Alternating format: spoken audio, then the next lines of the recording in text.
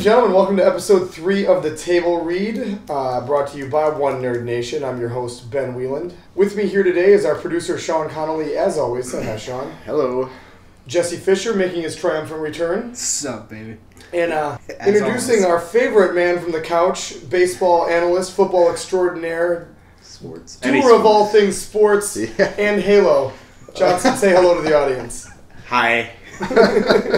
All right, Nation, we convened here today on an emergency, although it is the day 2 days before a national holiday known as Mass Effect release day. Mass Effect 3 day? Yeah. Friday, I believe. Johnson, am I right on Friday that this story broke about the New Orleans Saints? Oh, I think so. Yeah, around that time. Yeah, sometimes between Thursday and Friday, yeah. it came out that the New Orleans Saints were under investigation by the NFL for using a bounty system, which is not that uncommon. We found out. Apparently, there's a lot of player-sponsored bounty systems that reward fumbles, interceptions, sacks, hard hits, stuff like that. But this one was specifically targeting injuries. Right. And the report said that players were being paid out $1,000 for a hit that got a player carted off and $1,500 for a hit that got a player knocked right out, with those amounts tripling during playoff games. So I'm going to... Obviously, this is pretty morally reprehensible, and we'll get into that in a second, but I want to ask our encyclopedia over there, how much precedent is there before the NFL cracked down on player safety? Was this a thing that went on a lot, Johnson? Well, I mean, we don't really know. It's kind of like the story's baseball steroids, and you never really know how many people did it. And I'd like to think talks have been coming out that a lot of teams do it, but when Greg Williams, and when it's organized from a lot of players do it, but when it's organized by this was top guys down. higher up in the organization other than players, that's where you throw the this was top down. This was the defensive coordinator organized. So this wasn't a player thing. This wasn't a player thing. There was staff involved too. Involved. Yeah. Apparently, this was organized by their defensive coordinator at the time. Greg Williams. That's disturbing. And I found out. I was watching. I was on ESPN.com watching some video, and I guess he was considered for the Buffalo Bills either head coach or defensive coordinator position, and one of the players came out and said that he didn't want to play for him because of the environment that he fostered. He probably knew something. And that's why he was passed over for that. So, I guess what does this do for you, Sean, about the Saints Super Bowl run? This happened during the Super Bowl run. So does this tarnish the legacy at all, or are you okay with it, or is it just something bad that happened on one of those things that happens? It's too bad. Right. Yeah. I think it's more of that than anything. I mean, I don't. It's a horrible thing. I'm not condoning it or justifying it in any way, shape, or form. But to take away a Super Bowl, I mean, the team was still the best team in the league at that point, regardless. So, no, it doesn't tarnish it, but it is still... It's a sad thing that happened. It's still a sad thing that happened, yeah. Exactly. Johnson, I was reading some of the possible penalties were ranging anywhere from 2 to 3 game suspension without pay to a 3-year ban from football for Greg Williams. So... with that as our range, what do you think the appropriate penalty is, and what do you think that's actually going to happen? I think it's got to be more than a few games. I think maybe a whole season. A season ban for Greg not Williams? 2 or 3, but this is you got to go out and Goodell is good for doing this. You've got to go out and player send safety a message a big about concern player right safety. now. Yeah, and I think he's going to. He's gonna lay the smackdown on Greg Williams. I think. To me, if you ask me, I'd get the guy out of the league. Get him out of the league. Yeah. If he's organizing this stuff, he's done. That's what I would do. I mean, I'm not sure what kind of pressure Goodell's in. I'm not sure, what kind of repercussions it would have for the league. But he doesn't belong in the league. In terms of sending a message, that would be the ultimate message of we don't tolerate this at all. There is no second chance for you. You're gone. Yeah. If you put up with it, then you're no longer a part of this organization or this league or... Right. Yeah, to play devil's advocate, though, the argument is it's a violent game, and people get hurt. Rewarding people is wrong. Right, but rewarding people the nature of the sport is violent. And the thing that I would say here is, if this had happened to a hockey team, would we be so appalled?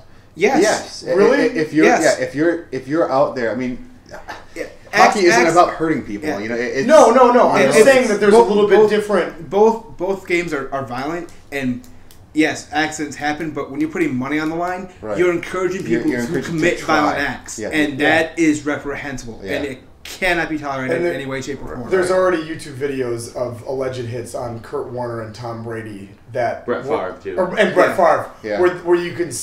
I guess that it game seems was- obvious that they're targeting Yeah. him.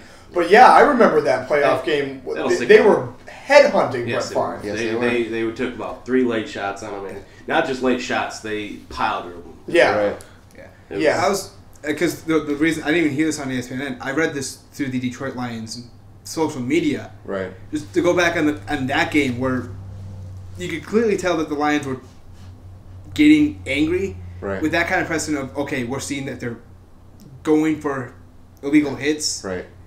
and no one's calling it for them. Mhm. And it should be noted that that a lot of the professionals that are being interviewed about this have acknowledged that this sort of thing does happen, but it not to the extent that it's organized and not with the emphasis on injury. Right. You know, it's one thing. It's illegal. I should backtrack here. It's illegal to pay non-contracted bonuses out to players for any reason. Right. But I don't think it's illegal for players to organize their own pool, you know, to pay out for It's like interceptions any- or what like that. Yeah. Poker game or something. Yeah. Yeah, I mean, that just that's- get together with a few guys. that's I'll pay fine. $500 to take this guy out. And that encourages, playing harder on the field. You know, Yeah. if you want, I get money if I get this interception. I don't just Yeah. get the stat, Yeah. or I don't just have I get money too. Yeah. That's fine. But yeah, when you emphasize injury, that's horrible. Yeah, you can't. Right.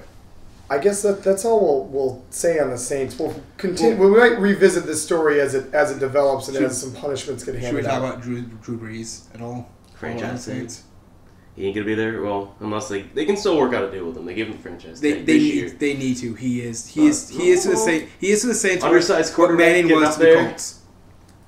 Yeah, It's I mean, not. but It's in not. 3 years, It's not. he might not be. It doesn't matter. He is that city. Yeah. What Manning is to the Indianapolis. They need him. They for a need few him. more years. But he's a small guy. He's had shoulder surgery. Yeah. I mean, the years are gonna catch up to him quick. I don't And know. how We'll see do what we this know? And again, to play devil's advocate, how do we not know that this isn't a system thing? I'm aware that Drew Brees is talented, but is this not Is this a Bill Walsh, or a Tom Joe Brady? Montana, I'm- Steve Young? Yeah. I'm not even talking about Conversation. in terms of his playing ability. I'm talking about as the way New Orleans took to the person Drew Brees. Oh yeah. Right. It's- That's what I'm talking about. He's the face of that franchise the to timing- to that city. Yeah. The timing of the whole thing, Drew Brees Not so much the timing. coming and rising With up, timing. With- Yeah. raising that timing, city but the fact when that they needed the it. fact that And he maybe went tough- out and that's still true. it wasn't just football with him. Like he went out and actually tried to help rebuild the city. Mhm. Yeah. You know what? There's a couple guys named Manning with Super Bowl rings for different cities that mean a lot more to New Orleans than Drew Brees. I'm just saying that right now because of Archie's ties. And you're also talking about a city that did not bat an eye when Chris Paul left earlier this year and when Reggie Bush left last year. Yeah. So, who are also heroes to that town. I think you could be overstating that a little bit. New Orleans is a spiritual and a very passionate town. I'm not so sure they're that passionate about Drew Brees. Well, what you said there, they're passionate, is that plays into the fact that they can do this. They can use Brees for a couple more years, and they'll get behind that next guy. Yeah, Right, they'll They'll just pick win, up- baby. They're a little Just bit win, of yeah. Oakland. Yeah, in that. as long as they don't get the paper bags back on their head, they're all right. Yeah, exactly. And I think that franchise is in good hands. Mhm. Top down, ownership, management, head coach, most important things right there. They'll Right. survive Yep. Yeah. without Drew Brees. Yep. Well, that's As long as they stop paying their players to hurt people. Right. We're gonna. I'm gonna use throw it to my rookie for our segue here. Johnson, why don't you intro us to the USA Italy topic? Oh man, what a So game! set the table for us. What happened? Well, we beat Italy What, for the what are first we time talking? ever. What are we talking about? First of all, USA soccer, just a friendly, but it's good implications for what's to come. The Jurgen Klinsmann era, our new head coach for, I think we've had him for about 11 games or so now. But this is his first real big win. I mean, we're always awful on European soil. Never beaten Italy. They've never lost in Genoa where they played the game ever. We didn't have Donovan. It was what's that? Yeah, we didn't have Landon Donovan. I mean, Who was our quote-unquote best player. Let's pretend that I know nothing about international soccer or that I don't care about international soccer.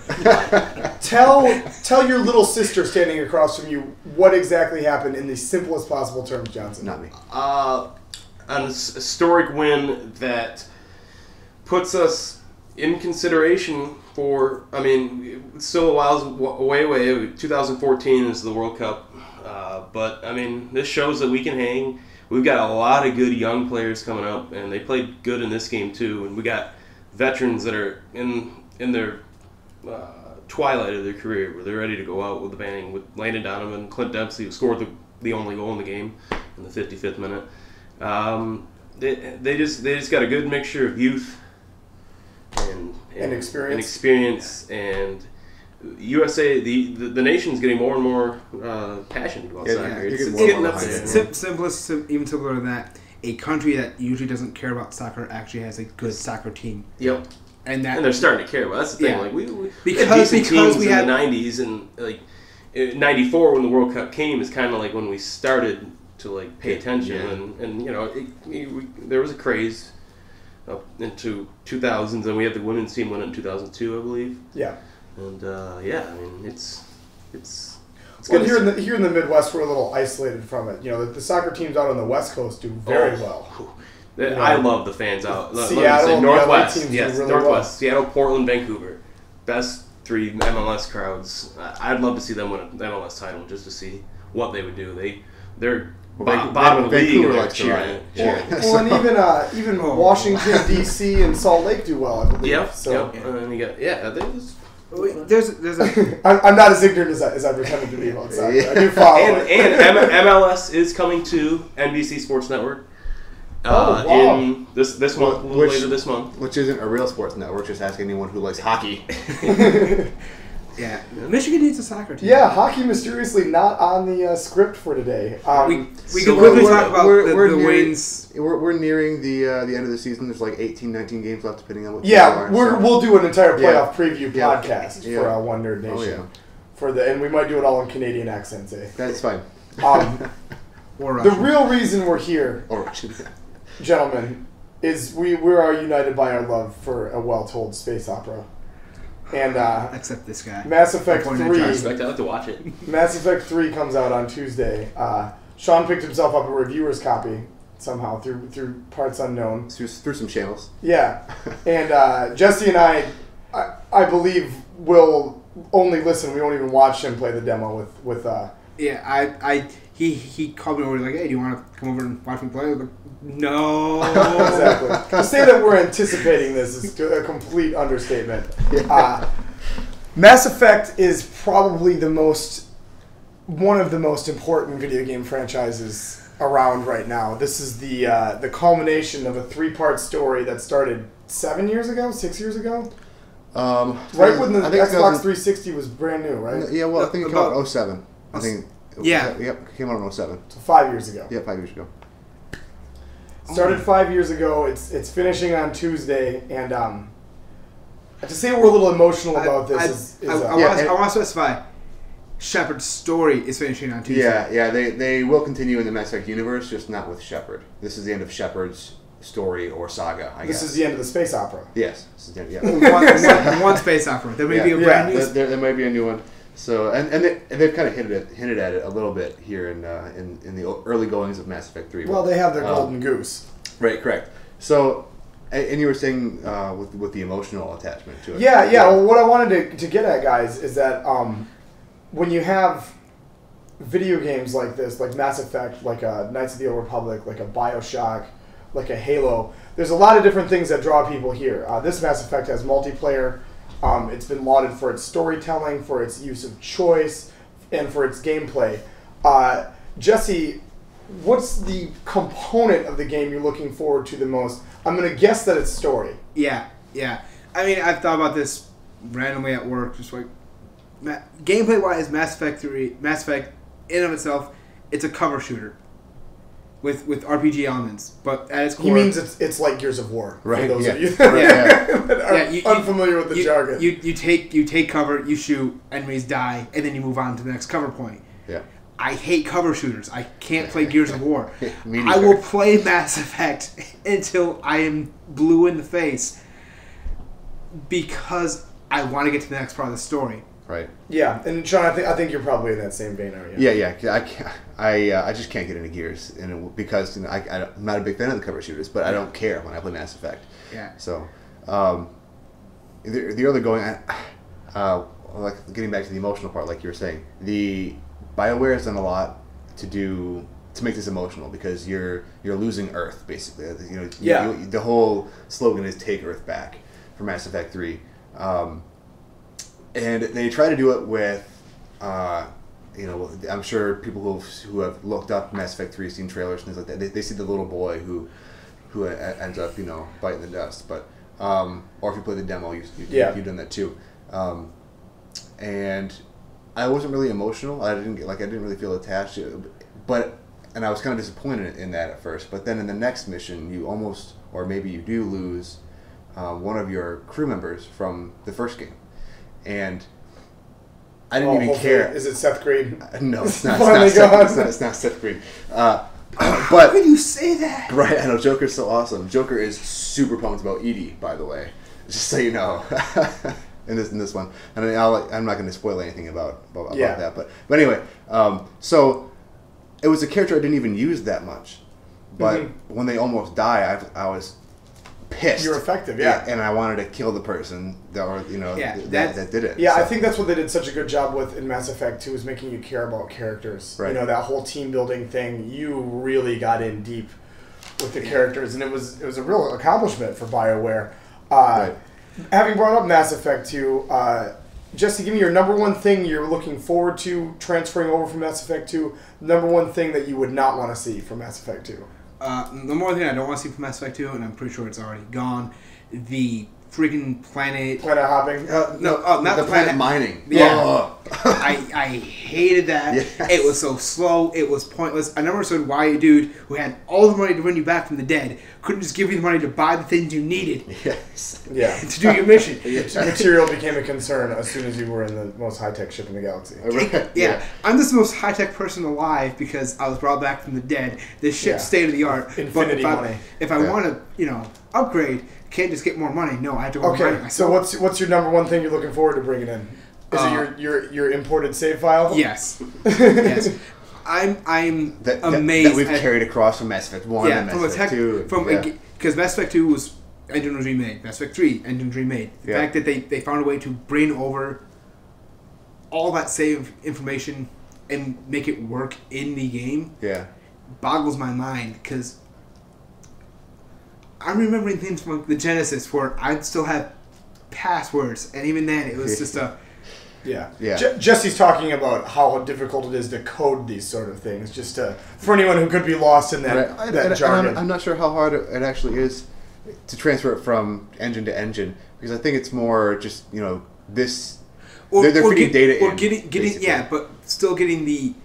data to work with all the variables for each individual save file. Well, and how about the team of writers to make the storyline cohesive, make people care about it, and still give you the opportunity to explore multiple endings in every game. In every single game. And not with different characters, with different outcomes from different games, because you're importing your save files, and it's just all the different intricacies of weaving in these characters into the story that may or may not be there. And it's great. Well, with Mass Effect 1, we've seen that sort of thing before. You can let the Council live. You can choose to kill him. In Mass Effect 2, I'm sorry, you could have had your whole team die. Yeah. You could be starting Mass Effect 3 with your imported save file with no one, or you could save everyone. You could start it with a full slate. Yep. It's pretty incredible the sheer storytelling genius, maybe not genius, I guess grunt work would be the better word that has gone into it, Yeah. They I had heard that they'd went through like 72 writers over the 3 games. Really? Yeah. That were just writing. Yeah. It's pretty amazing. Sean, what is the? I guess you're doing the reviewer's copy. What's your favorite thing that's carried over from Mass Effect 2? What's your favorite new addition? My favorite new Without addition. spoilers. My favorite new addition. Weapon customization, I guess. So far, I mean, I'm only so many hours in. I did miss that from Mass Effect 1. Yeah, weapon customization is awesome. I mean, you find parts and different things to help improve accuracy, damage, fire rate, things like that you can equip to your weapons. That's great. The weapons feel more effective when you use them. Like when you fire a weapon, it like just the sound effects and the way it affects the enemies. Oh, it's not so floaty like it was in Mass Effect 2. Yeah, right. You can blow people's heads off and things of that nature. So I mean, it just feels like a much more gruesome game. It's a more visceral experience. Yeah, and then they're taking their cues from Gears of War in that. Right. Yeah. And they've improved a little bit the melee. I think they overemphasized how much they improved it.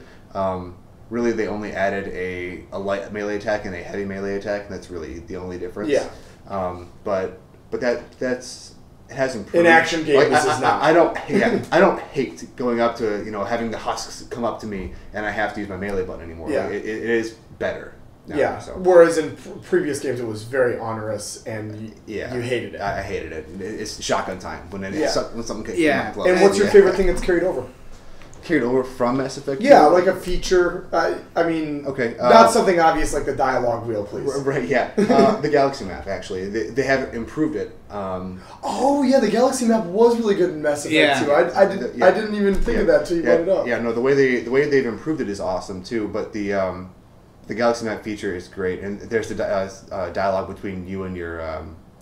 I forget what it is. But you're talking to her, and she says how it's used for real-time strategy games in their universe, and perfect. That's pretty cool. Yeah. That's pretty cool. Yeah. It's meta. Yeah, but they've improved it by because the Reapers are taking over, and now when you're in a cluster or an area of the galaxy, there'll be a Reaper over that, and instead of now mining for things like Jesse was pointing out, you actually search for war assets. So you just scan, but when you scan, if there's a Reaper in the cluster, you'll alert the Reapers, and then you have to avoid them. If you don't, I don't know. I haven't been caught by them yet. I'm sure it's a game over or something. Or you have to battle. You don't get to fight them? Oh, you might have to battle your way out of it. I'm not sure. Yeah. I don't know. I haven't been caught yet, and I haven't been brave enough to try to get caught yet. Slick like oil. All right. Well, we're going to try to record another podcast later on this week or early next week, and Jesse and I will be able to give our impressions, and hopefully we'll be able to talk about what Mass Effect means to games and storytelling moving forward. I'd like to revisit that topic. To bring our rookie back in, Johnson, you've been patiently waiting to talk about the NBA. There's a Knicks-Boston game on in the background.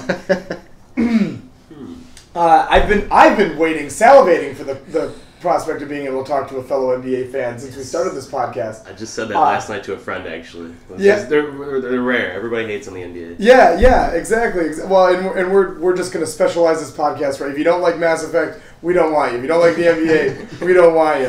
We're talking about what we want today. So we should leave them? Yeah. Pointing to me and Sean. Jesse and I should step up. You guys can wait patiently. Yeah.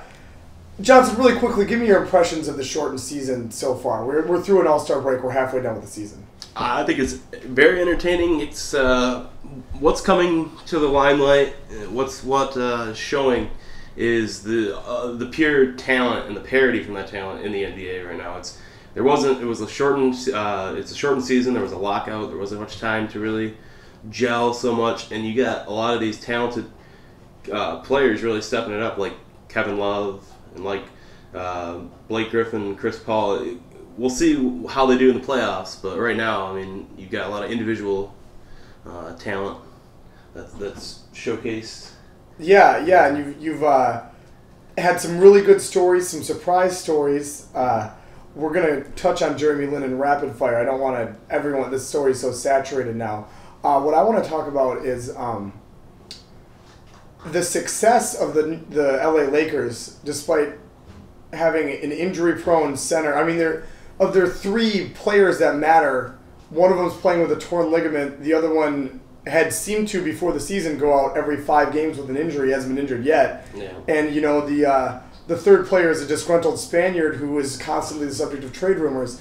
And then juxtapose that with how badly the Boston Celtics seem to be struggling with a core that's been around for 5 years, with one of the best young point guards in the league, and with a roster that seems to be, on paper, really good still. I mean, talk about those two teams for a second. Well, it's they're older teams, and their age is starting to show, but they're both, I don't know, Boston's around 500, they're 18-17. Lakers are a little bit better than that, I think. In a more competitive West Coast, too. In a more competitive West Coast. So I think overall they had the better team, and that's because Kobe Bryant is still an MVP candidate, and I think he's still leading the league in scoring right now. Yeah.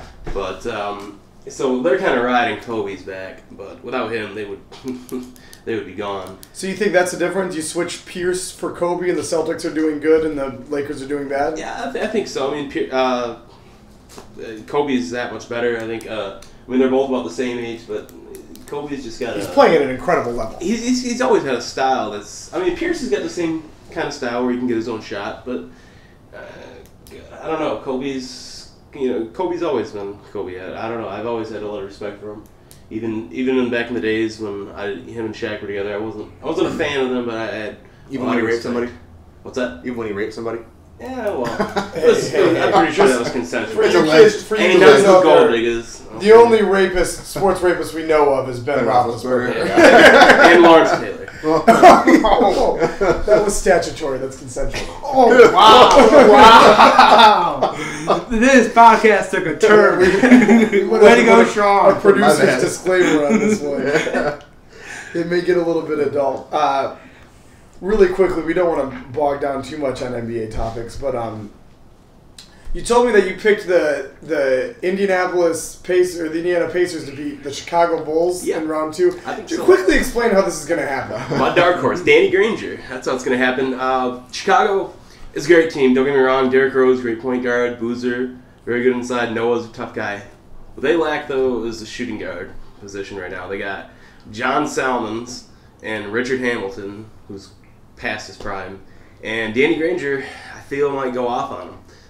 He's a guy whose career average probably around 24 points a game, even on bad Pacer teams. Now they got a team around him. Larry Bird's done a great job building the team there, and I think that they're a young, energetic team. They got one of the most energetic players off the bench in the league, and Paul George, who's in the Tron dunk and the slam dunk. Yeah, that was the coolest dunk I saw the entire night. Most original dunk. And Paul George is my favorite Indiana Pacer. Yeah. Did you say Tron dunk? Yeah, Tron dunk? Yeah, the lights went out and he had the Tron. You should look it up. You'd really like it. It was definitely an homage. Paul George has seen some sci-fi movies. I see. I don't see, because Luol Deng's going to be guarding Danny Granger. Yeah. And that's a guy that locks up LeBron on a pretty regular basis. Yeah, on a consistent basis. And you're talking, Danny Granger's a guy that couldn't crack 8-man rotation on the World Championship team. Rudy Gay, Kevin Durant, and Andre Iguodala were playing ahead of him. Yeah. So yeah, it was tough. But I just don't see it. For a guy that is supposed to be that big of a superstar in Danny Granger, it always seems like the Pacers are willing to move him for the right it's pieces. because they've never had a team like this until now. Yeah, you're right. And I think a lot of that, they're so well coached this year. Yeah. They're young and executing. He's going to be a Coach of the Year candidate. And whether it's a stupid prediction or just a bold one, they're going to be a team to watch, and it's going to be fun to watch them in the playoffs. We're going to bring the rest of our panel back in here to talk about... I got my jab at Kobe in. Yeah, we watched...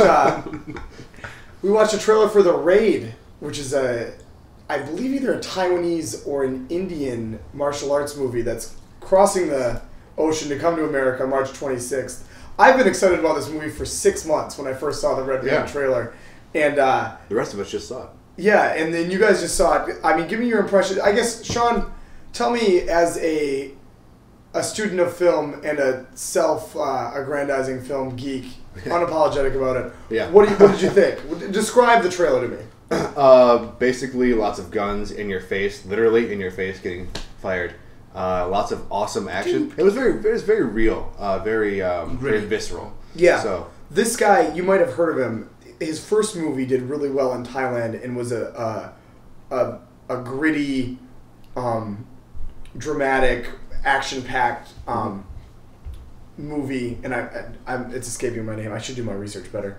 But But yeah, and then he got the budget to do a little bit more polished film, and and The Raid is what came out of it. The story is that won some awards at Toronto Film Festival. Is that it was at Toronto, it was at Cannes, and I think Toronto's the only North America film festival it's been at. It started in Asia, obviously, which is where it was made at. And the story is there's this, I think, 20-story building that they're raiding. At the top of it is a mob boss, except he gets tipped off at the beginning of the movie that there's going to be a raid. So as soon as the police enter, he tells the whole building, which is a den of murderers and thieves and rapists and drug dealers and drug addicts, that there's a bounty on the head of every police officer in the thing. Wow. And now it's up to one young martial artist cop to try to fight his way to the crime boss. That's awesome. Yeah, I wasn't sure what was going on in the trailer. No. That's Streets of Rage 2. That's Street. Yeah. it's so classic,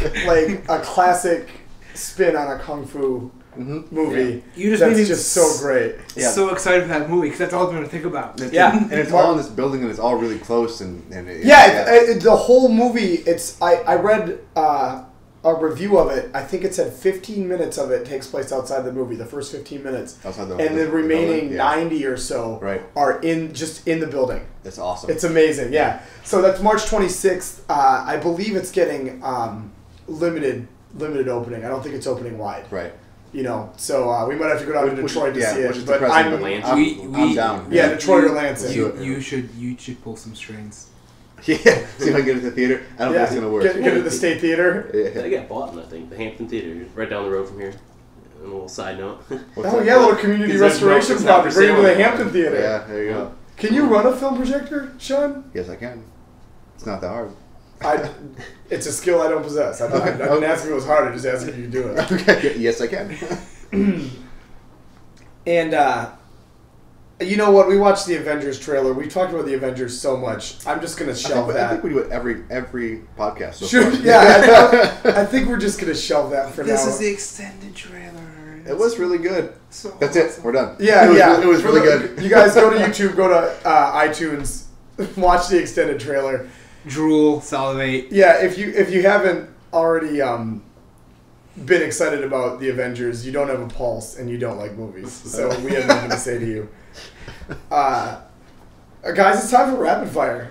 Whoosh. We still need rapid fire music with sound effects. Music, yeah. I have Super Bowl. Yeah, I have the gun go off, when we do it right now. But I want crazy, weird like circus music in the background. Yeah, I gotta find a music bed for it. All right, I'll be targeting you guys individually. Oh no. Jesse brought up that male birth control has been the dam has been broken. We have it. It could be available soon. Jesse, what is the maximum amount of money you would pay for a month supply of male birth control? What's your ceiling? Do you know what regular birth control costs, Jesse? No, I don't. That is such a great joke. Well, that's fantastic. It's pretty expensive. Yeah, I think for like a 3-month supply, it's like around $60 to $70, something like that. I think. Yeah, without health insurance. Right. Yeah, it's like $30 with health insurance. All right, I'd pay about. Is that would you pay as much as a girl? It's only fair. Only fair. My main concern with it is that I can't remember to put my pants on in the morning half the time. I'm going to take a pill. Are you kidding me? I don't know if I could do that. I think with baby writing on the line, I might be able to. Yeah. But you might be able to invest in the birth control app on your iPhone that you're always fiddling with. Yeah. Just have it set to your alarm on your phone. Yeah, there you go. Yeah, exactly. Don't make babies. Take pill. Johnson, we said we would touch on Jeremy Lin in Rapid Fire. The ESPN just did a video about him opening the door for so many more Asian Americans to play basketball, which apparently I didn't know there was a big barrier for Asian Americans to play basketball. My question to you, do you get uncomfortable when playing against Asians on the court? To be honest, I don't even ever remember playing basketball against an Asian in my days. Yeah, you know what? This is awful, but at Central Michigan, we used to play a weekly game against the Asian Cultural Organization. and we called it Whites versus Asians. But it was really friendly, and those kids could ball. So That's okay. awesome. You never I played play soccer with a bunch of Mexicans. That's fun. Never played basketball with. No, it's really Aaron? not a lot of fun. all right, we're gonna Bang, go bang, around bang, to bang, the panel here. Mass Effect 3 comes out on Tuesday. Sean's already been playing his reviewer's copy. It is a sci-fi space opera. Guys, what is your favorite sci-fi movie of all time, Jesse? Can't say Star Wars. There was an expletive that almost came out of my mouth when you said that. Expletive. Actually, if you want to go with this, Sunshine. Really? Sunshine, movie about restarting the sun. Johnson, favorite sci-fi movie, not Star Wars. Short Circuit. Oh, Bought it on DVD like I a few almost months ago. thought- It's one of my last DVDs. I love that movie. I could tell you were thinking hard. I thought you were going to come at me with batteries not included. I love Short Circuit. That movie, it's like kind of like Wall-E in real time. Yeah. Why did you before say it's Wall-E? done. It's my favorite sci-fi movie. sorry. There you go. Wall-E? Yeah, Wall-E. Sorry. Yeah. If we can't do Star Wars, yes, Wall-E is my favorite sci-fi movie. Mine might have to be, even though I've only seen it one time, it was one of the most affecting movies I ever saw. District 9. Yeah. District 9 was So That's- good. yeah. And it was so overtly political, and I didn't give a crap. That was good storytelling. Mm-hmm. That was good storytelling. It's probably like Sunshine. Sunshine was well acted. That was why. Yeah, Yeah. good and directed. I love It was an interesting story. I didn't like the way it ended, but it was an Danny interesting story. Boyle. Yeah. You guys were moving on with the trailers. We watched a trailer for a movie made completely in the basement on some dude's computer called Archetype. Right. Well, not quite. I mean, he had a budget and he had Yeah. a bunch of equipment and things and models built and things like that. But Yeah. but all the special effects were done. Yes, on basically a basement computer. Yeah, basically on a basement computer. You guys can look this up on YouTube. It's called Archetype, spelled Archetype, but you pronounce it Archetype for those of you non-English majors in the room. Right. Sean, if you were given 72 weekends and $8,000, what kind of movie would you make? Archetype is a sci-fi movie. What would you make? I would make a superhero genre film. You would make a superhero genre Yep. film. Johnson, what are you doing with your $8,000 and 72 weekends? Oh my god, I don't know. Making a movie, or Yeah. can I just take No, that? it's a No, movie. you Okay. can't blow it all on weed Yeah, and turkey. yeah, we don't want your weekend coke binge story. No, I don't know. You don't get to go to All-Star Weekend with that. 70 times. I'm not the greatest at editing. Probably just I've always wanted to write a movie about my high school. We've had a lot of crazy so shit happen. you're doing a in Superbad. 4 So years. So Superbad Superbad. too, yeah. But yeah, we had some interesting characters that could So Superbad base- too. That's what we just said. Jesse, Yes. Yeah. I assume you're going to do something like Kill Bill. Yeah, I was gonna. Kill Bill meets Lord of the Rings. Yeah. Perfect. God. I Oh love my it. I God. would I'm love it. making a buddy cop movie. Yeah. I don't Nice, care. I'm nice. making a buddy cop movie. It's easy to do low budget. Yeah, you either it make is. a buddy cop movie or a teen sex comedy.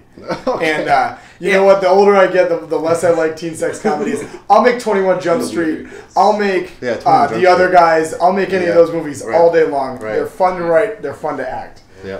I want to see 21 Jump Street, by the way. I- That me was too. good. I'm just saying, I'd like to be in a movie where I get to take a battle axe and start hacking people up. What's wrong with Blood that? spurts everywhere. What's wrong with that? Go log on to World of Warcraft. All right. We live in Michigan. We've been experiencing one of the weirdest winters of all time. I'm blaming Groundhog Day for this. We need to replace Groundhog Day. Sean, what animal are we replacing the groundhog with? Who needs to see their shadow? The honey badger. The honey badger. Nice. You gotta keep that shit in a Nice. cage. That is. He doesn't give a shit. The honey badger. He'll eat that cobra. Hey, he will. Jesse, what are you replacing groundhog with? Johnson. Jesse? Or Johnson. Okay. You're pointing it wrong. They're J words. Give me a break. Let's see. We I'm do this thinking- on I'm Sunday thinking morning. I'm something- hungover. Come on. Honey badger's way too violent. Platypus. Oh, wait, hold on. Platypuses are poisonous. Yeah. They are? Yeah, their back heel, Yeah, it Can has got mess a lot you of up. poison. They'll Yeah. just sit there and... which means no, someone picks up the groundhog. It will screw you up. Well, You know that's what? entertainment. As Johnson usual, just wants- Johnson did not think very hard about Yeah, it. yeah. He wants his winter forecast and someone to die. Yeah. Okay. I didn't picked know, a honey I badger. actually didn't know that. Let me repick. All Let's right. see. Dog. A dog. A dog. My dog. That'd be great. Yeah. Jesse, what is your mascot replacement? Hedgehog. Oh, a hedgehog. Adorable little hedgehog. The British groundhog. And if it comes out, it gets to eat a carrot and be all adorable. They're adorable. That way, it's like, oh, he gets brain, and oh, that's all adorable. Everybody wins. Yeah. I'm going with a red panda. Oh. They're possibly like one of the cutest animals on earth. They have tiny hands. Yeah, I've seen them. They eat bamboo. Yeah. And they're not as dirty. Like, regular pandas are dirty.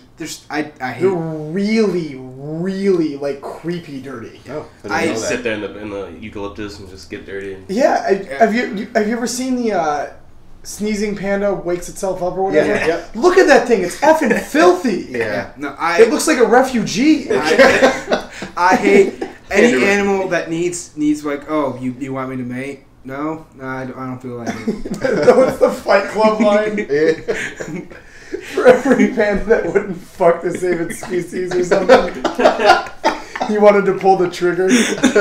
So all of them? Yeah. All right. Yeah. We talked about Jesse making a martial arts movie. We talked about The Raid. Sean, what is your favorite martial arts movie ever made? Enter the Dragon. Quit stealing my answers! Such a cop-out. Get something creative out of me, Jesse. Shut up. It's a stupid answer. No. It's Bruce Lee! Yes. Give me a better one. I like to think a lot of my martial arts movies I watched back in the day were the good before Jean-Claude Van Damme got too old. Like was he in Bloodsport? Bloodsport, yeah. Bloodsport, and like around that like late '80s when he was just fighting a bunch Johnson of went Asians. the TBS route. Right. Also, me too. Actually, I'm going to change my answer. Any Steven Seagal movie, any of them. Any of them. Oh, okay. I'm going to stick with Enter the Dragon because Bruce Lee could destroy everybody you just listed. It doesn't matter. It's not that good of a movie. It's shot awful. It was shot in the 70s. It's the action that people... Yeah, I guess. Yeah. You know what? If you want a kung fu Watching movie, a master who do you want to see that's fight in a fine. kung fu style? Uma Thurman. Lee.